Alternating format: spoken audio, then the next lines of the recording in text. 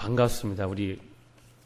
제가 설교 때마다 항상 하는 겁니다. 성경을 함께 들으시고 저와 함께 제가 선창하면 따라하시기 바랍니다. 성경을 다 들어주시겠어요? 네, 저를 봐달라는 겁니다. 자, 이 책은 다시 한번 하겠습니다. 이 책은 살아계신 하나님의 말씀입니다. 하나님, 오늘도 저에게 말씀하여 주세요. 하나님, 제가 듣겠습니다. 예, 설교는 뭐로 듣는지 아시죠, 이제? 뭐로 듣습니까, 설교는? 눈으로 듣습니다, 눈으로. 눈으로 듣기 때문에 다 저를 바라봐 주셔야만 합니다. 설교를 들을 때 성경만 보지 마시고 설교하는 설교자를 바라봐 주시면 감사하겠습니다. 오늘 우리가 읽은 본문은 너무나도 많이 설교되어지고 너무나도 많이 예화로 드려지는 본문 중에 하나입니다. 먼저 이 본문을 살펴보기 전에 이 본문의 배경을 간략하게 살펴보면 간단하게 등장인물은 주된 인물은 예수님과 한 율법교사가 나누는 대화의 일부분입니다. 이 율법교사가 어느 날 예수님께 찾아와서 영생에 대한 질문으로 이 대화가 시작이 됩니다. 근데 우리가 생각하는 것처럼 이 영생이라는 것에 대한 대답을 듣고 싶을 때 우리한테 지금 영생을 어떻게 얻습니까? 라고 질문을 하면 여기 있는 분의 대부분은 어떻게 대답을 하냐면 하나님을 잘 믿고 예수님을 잘 믿어야 된다라고 생각을 하고 그렇게 대답을 하실 겁니다. 근데 우리가 오늘 읽은 이 본문은 이상하게도 예수님의 대답이 이상한 쪽으로 흘러가는, 그리고 우리는 아무런 의심 없이 그 대화를 읽어나가는 그런 본문이 바로 오늘 우리가 읽은 본문인 것입니다. 오늘 이 율법교사는 예수 그리스도께 딱 하나, 영생은 어떻게 얻습니까? 라는 질문을 했을 때 예수님은 항상 물어보는 이 질문을 많이 하시는데 네가 알고 있는 구원은 무엇이냐라고 다시 이 율법교사에게 물어봅니다. 율법교사는 당연히 율법교사이기 때문에, 말 그대로 교사이기 때문에 율법에 대해 빠삭히 알고 있겠죠. 그가 알고 있는 모든 지식 중에 가장 올바른 지식을 대답했을 것입니다. 그것이 무엇인가 하면 여기 우리가 아까 읽었던 것처럼 목사님께서 아까 힘을 주어 읽었던 것처럼 마음을 다하고 힘을 다하고 뜻을 다해서 주 너의 하나님을 사랑하고 또한 내 이웃을 내 몸과 같이 사랑하라 라는 대답을 합니다.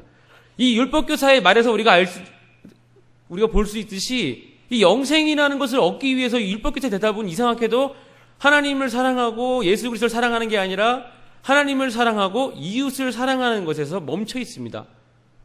왜 여기서 하나 짚고 넘어가야 될 게 무엇인가 하면 바로 이 율법교사가 가진 한계를 우리가 일단은 알고 있어야 됩니다. 우리는 이미 성경 66권을 우리가 손에 들고 있기 때문에 하나님도 알고 예수님도 알고 바울도 알고 베드로도 알고 있습니다. 근데 이 율법교사가 갖고 있는 율법이라 함은 신약을 절대 갖고 있는 것이 아니라 구약에 있는 말씀만을 이 사람은 알고 있습니다.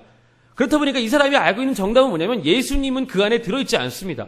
그가 알고 있는 정답은 바로 하나님을 사랑하고 또 그 가운데 기록된 이웃을 사랑하는 그 말씀, 그게 이 사람이 갖고 있는 한계인 것입니다. 만약에 우리가 대답을 한다고 쳤으면 이 대답이 아니라 하나님을 사랑하고 예수님을 사랑하고 이웃을 사랑하고 이런 대답이 나왔을 수도 있겠죠. 그러니까 우리가 이 율법교사의 한계를 일단 우리가 알고서 이 본문을 다시 한번 접근을 해야 되는 거라 생각을 합니다. 오늘 율법교사는 자신만만하게 자신은 틀리지 않을 거라는 말로 그에게 대답을 합니다. 여기서 말하는 그는 예수님이죠. 예수님에게 대답을 합니다.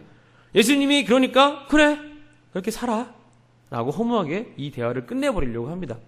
그러니까 이제 이 사람이 좀 아쉽습니다. 자기가 원하는 대답을 못 들었기 때문이죠. 그래서 이 사람이 물어본 질문은 그냥 이 맥락으로 따지면 하나님은 어떻게 사랑하고 예수님은 이웃은 어떻게 사랑해야 됩니까? 사랑해야 합니까? 라고 물어봐야 되는 게 이 본문의 맥락인데 이 사람은 하나님 사랑을 뛰어넘어서 그럼 이웃은 어떻게 사랑합니까? 라고 질문을 합니다.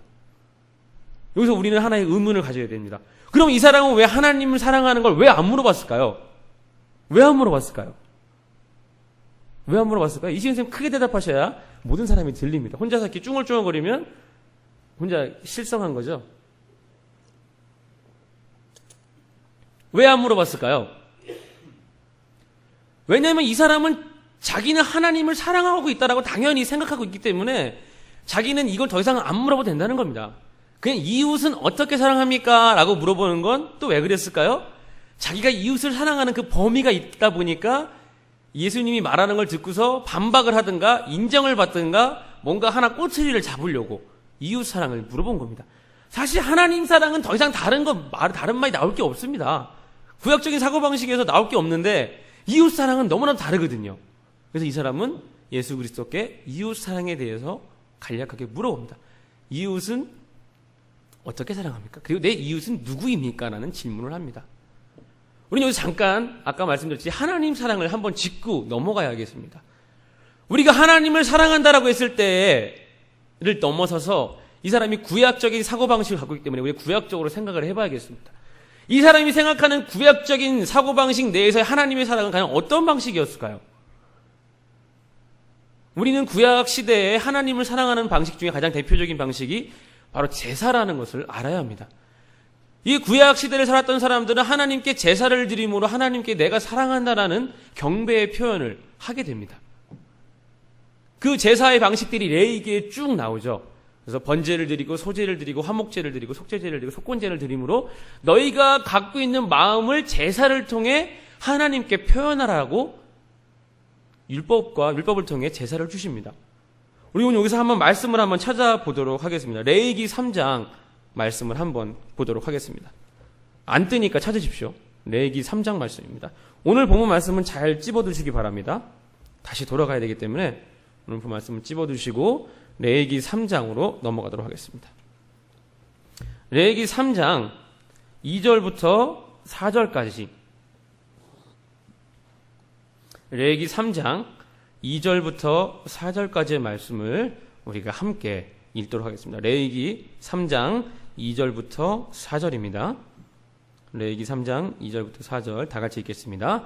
그 예물의 머리에 안수하고 회막문에서 잡을 것이요 아론의 자손 제사장들은 그 피를 제단 사방에 뿌릴 것이며 그는 또 그 화목제의 제물 중에서 여호와께 화제를 드릴지니 곧 내장에 덮인 기름과 내장에 붙은 모든 기름과 두 콩팥과 그 위에 기름 곧 허리 쪽에 있는 것과 간에 덮인 꺼풀을 콩팥과 함께 떼어낼 것이요. 제가 다른 성경을 말씀드렸나요? 제 목소리밖에 안 들리는 것 같습니다. 오늘 이 제사를 드릴 때 보게 되면 제사 드리는 제사 제물의 부위가 나타납니다. 부위가. 첫 번째는 피를 부리라 그러고 두 번째는 기름을 드리라 그러고 세 번째는 두 콩팥을 드리라라고 합니다.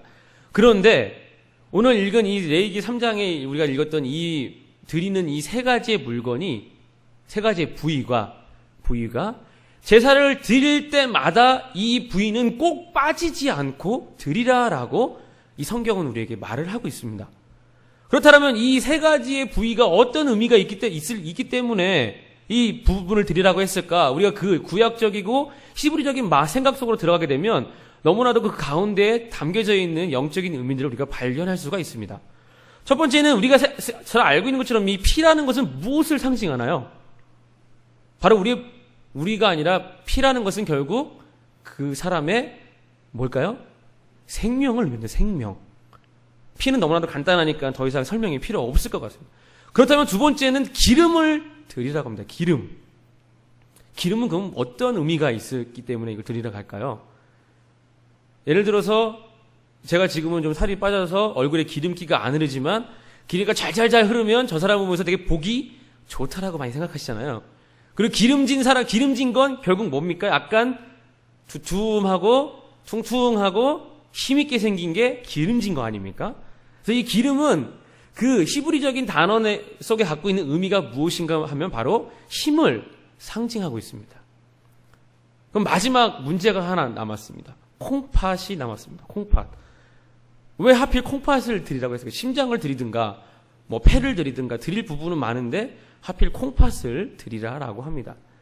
우리가 생각할 때 이 사람들이 갖고 있는 히브리적인 사고방식에서 이 콩팥은 이 사람들의 마음에 깃든 자리가 바로 콩팥이라고 생각을 하고 있습니다. 우리가 생각할 때 우리는 마음 그러면 우리의 심장을 생각합니다. 근데 히브리 사람들은 우리의 마음 그러면 그 사람들의 콩팥을 생각합니다. 그래서 이 사람들이 제사를 드릴 때 드리는 이 세 가지는 무엇인가 하면 피를 드리고 기름을 드리고 콩팥을 드리고 자신의 목숨을 드리고 자신의 힘을 드리고 자신의 마음을 드리고 제사를 드릴 때 이 세 가지를 꼭 드리라라고 했습니다. 제가 아까 말씀드린 제사는 뭐라고요? 구약적인 방식에서 하나님께 내 사랑을 표현하는 게 제사라고 했습니다. 그러니까 하나님께 사랑을 표현하는 제사를 드리는데 무엇을 드리느냐? 콩팥과 기름과 피를 드리는데 그것이 그들의 사고방식에서 이해되는 건 무엇인가 하면 자신의 목숨과 자신의 힘과 자신의 생명을, 자신의 마음을 드리게 되는 것입니다. 이것을 좀 더 한 단어로 줄이면 자신의 전심으로 하나님께 예배를 드리고 제사를 드리고 사랑을 하라라는 것입니다. 이게 이 율법교사가 생각하는, 그리고 하나님께 제사를 제정하시면서 이들에게 요구했던 제사 방식이 바로 이런 방식이라는 것입니다. 근데 그런 방식대로 하나님을 사랑하는 게 구약적인 사고방식과 맥락 쪽에 흘러가고 있는데, 오늘날 예수님께서 이 질문에 대답하기를 그런 하나님의 율법을 통해 제정된 제사를 설명하는 것이 아니라 이상하게도 한 예화를 통해 이웃 사랑을 표현하고 있다라는 것입니다. 물론 그렇다라고 이 율법교사가 하나님 사랑하는 제사를 올바로 드렸다라고는 이 자리에서 판단을 할 수 없습니다. 왜냐? 이 시대에 이미 제사 드리는 방식은 많은 타락을 거쳐서 우리가 이사야에도 들고 있지만 너희들이 드리는 제물을 내가 더 이상 받지 않겠다라고 하는 것처럼 이미 이 이스라엘 백성들이 드리는 제사는 타락할 만큼 타락했기 때문에 이 율법교사가 하는 그 제사의 방식이 더 이상 하나님께 사랑을 표현하는 방식은 아닙니다. 근데 오늘 이 질문 속에서 예수 그리스도가 하나님 사랑을 되짚지 않고 이들에게 이웃 사랑에 대해서 이야기를 꺼내기 시작합니다. 오늘 그 배경 속에 등장하는 새 인물이 나타나죠. 우리가 잘 알고 있는 제사장과 레위인과 한 사마리아인이 나타납니다. 제사장이 지나가다가 피를 흘리고 있는 한 사람을 봤겠죠.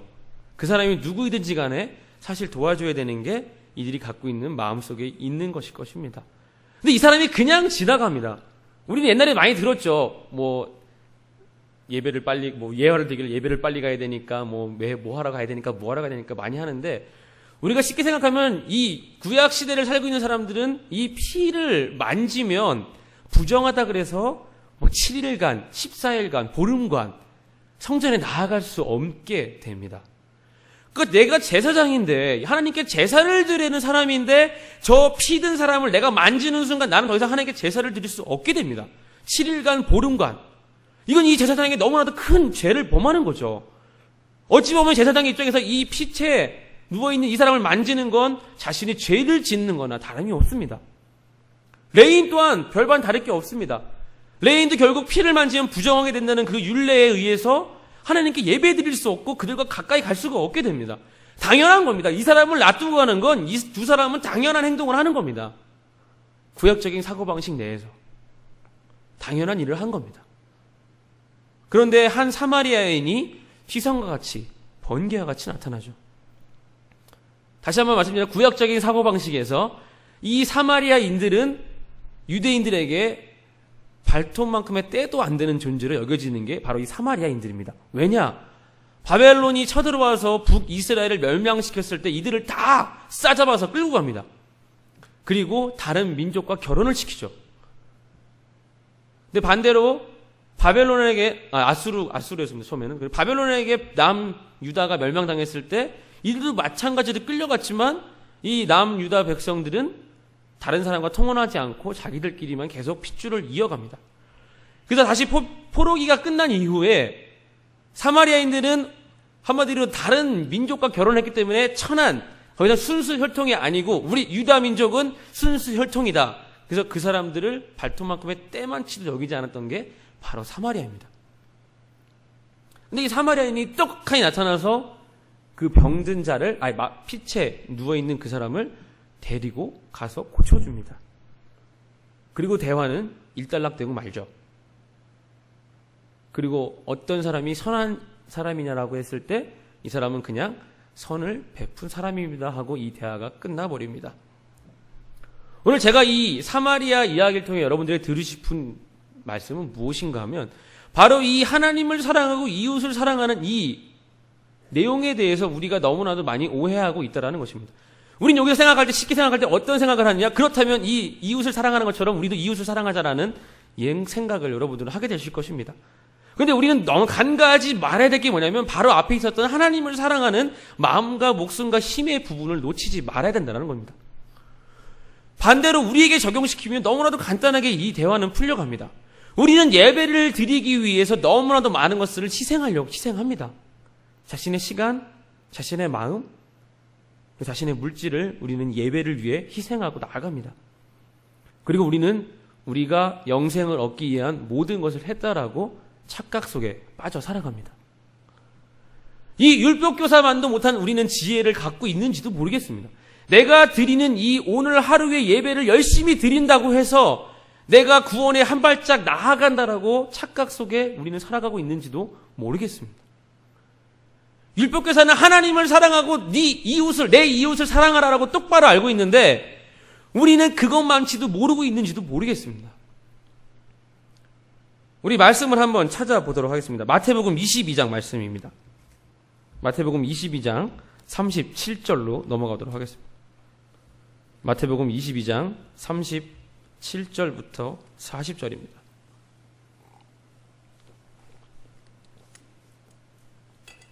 마태복음 22장 37절에서 40절 말씀입니다.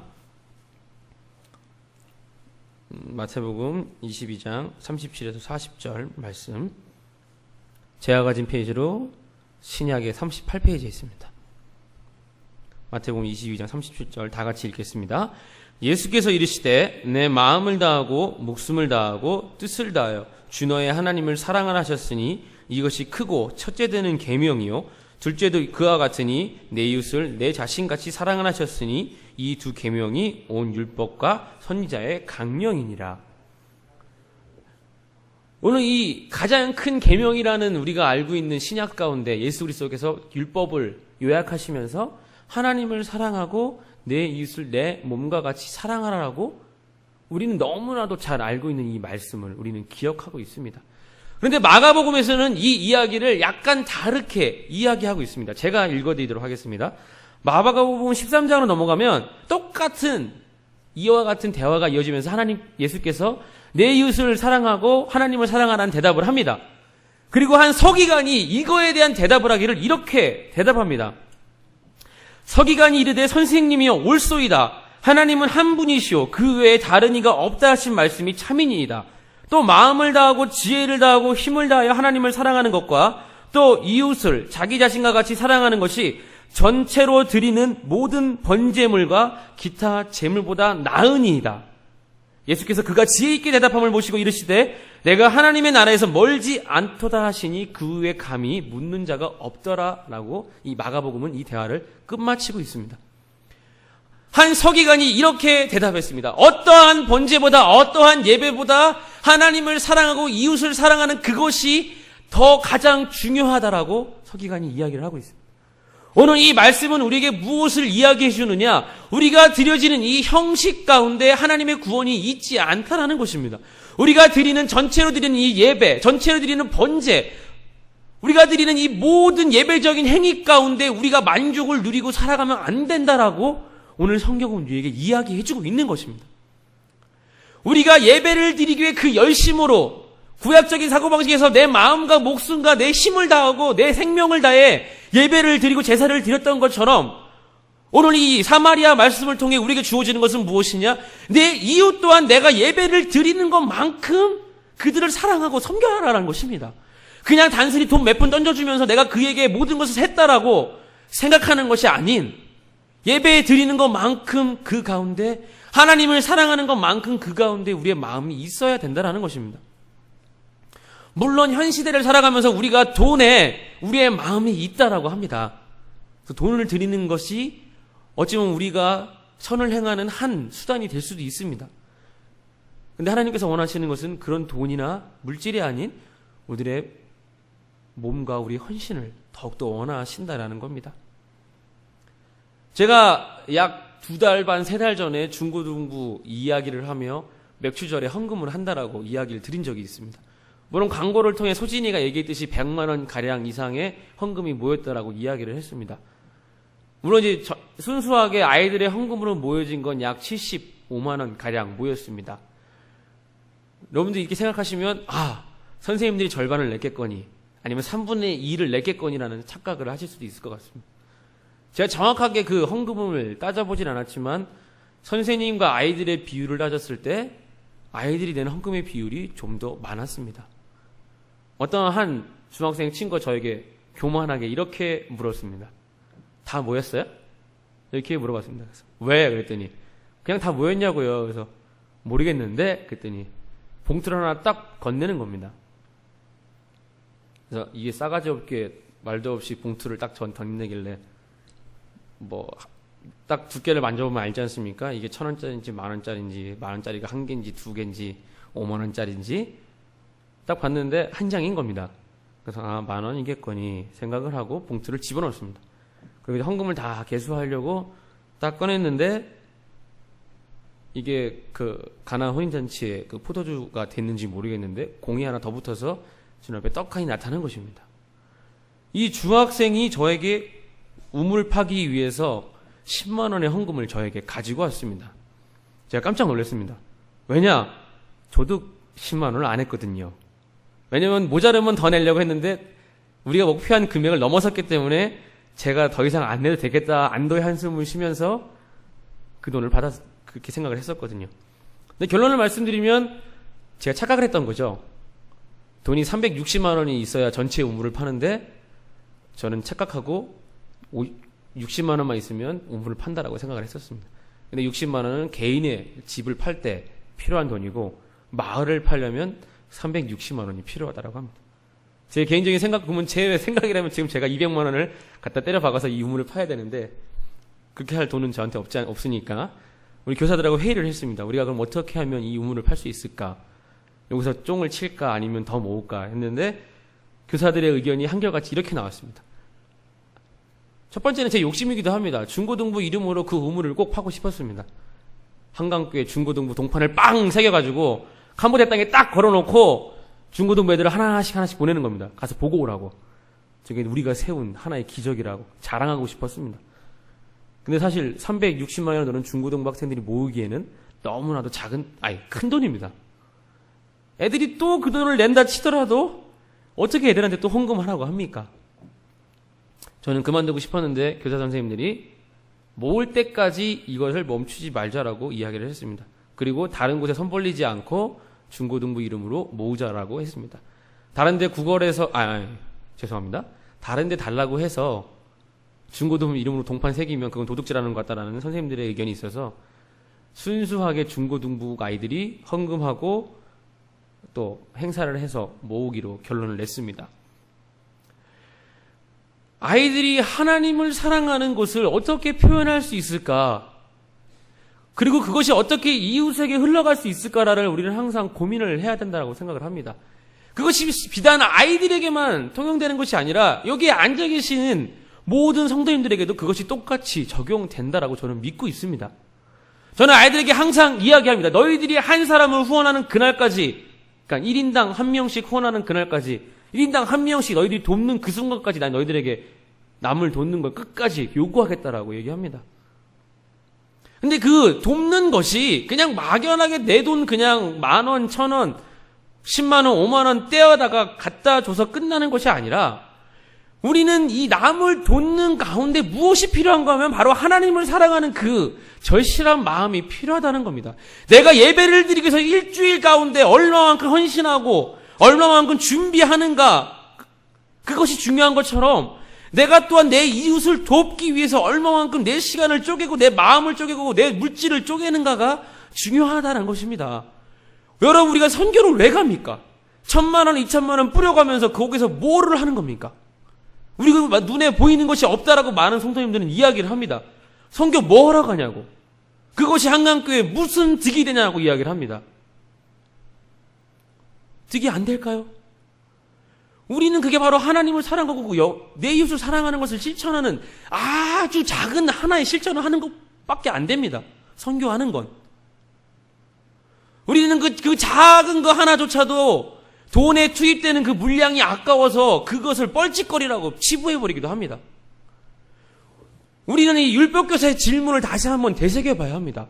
영생에 대해서 이 사람은 묻고 있습니다. 그리고 예수 그리스도의 대답은 사랑이라는 것으로 종결짓고 있습니다. 하나님 사랑은 이제 기본이라는 겁니다. 기본. 하나님의 사랑에 대해서 예수님은 얘기를 안 합니다. 왜냐? 이것은 이제 기본이기 때문에 너희들이 그게 필요한 것이 아니라 남들을 사랑하는 그 사랑이 너희 가운데 필요하다라고 이야기해 주고 계신 겁니다. 그냥 막연히 이 선한 사마리안인처럼이 아니라 하나님을 사랑하는 것만큼, 우리가 예배 드리는 것만큼 우리의 이웃을 사랑해야 되는 게 우리가 가운데 놓인 숙제라는 것입니다. 우린 그 숙제를 풀어가야 합니다. 저는 우리 아이들에게 계속적으로 강조합니다. 우리에게 기억해야 될 무엇인가 필요하다라고 이야기해주고 있습니다. 너희들이 본받아야 될 신앙의 표본이 필요하다라고 이야기해주고 있습니다. 아이들이 기도할 때 자기 목소리를 내지 못하고 있습니다. 아직도. 기도에 대한 감격이 없기 때문에 제가 못을 박았습니다. 너희들이 기도해봤자 아무런 걸 못 얻으니까 기도 안 한다라고 못을 박아버렸습니다. 그러니까 누군가 하나 기도하는 가운데 이게 뭔가라고 깨달아야 기도하니까 뭐가 돼 라는 소문이 퍼질 거 아닙니까? 우리 중고등부에 지금, 우리 한강교회에 지금 기억해야 될 물건들이 지금 사라져가고 있습니다. 역사적인 사건들이 사라져가고 있습니다. 우리는 그것을 새롭게 다시 만들어가야 됩니다. 옛날에 KTF 광고가 나이는 숫자에 불과하다라고 했지 않습니까?